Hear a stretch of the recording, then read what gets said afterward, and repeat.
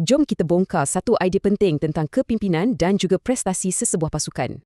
Pernah tak anda terfikir kenapa ada pemimpin yang berjaya serlahkan potensi pasukan dan ada yang tidak? Jawapannya ada pada sesuatu yang kita tak nampak, iaitu kepercayaan dalam diri pemimpin itu sendiri. Konsep ini dipanggil life script. Ia macam skrip dalaman yang mengawal semua tindakan kita tanpa kita sedar. Tapi yang paling menarik, bila kita dah sedar tentangnya, kita sebenarnya boleh tulis semula skrip ni. Jadi, jom kita lihat 3 kepercayaan utama yang ada pada pemimpin-pemimpin yang cemerlang.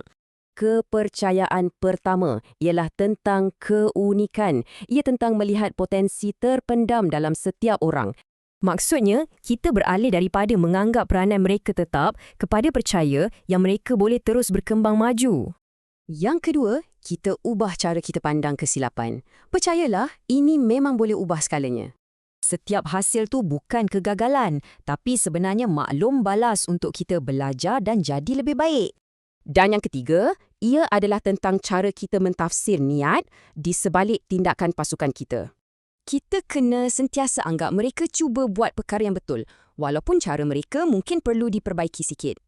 Okey, kenapa semua ni penting sangat? Sebab kepercayaan anda akan membentuk realiti pasukan anda.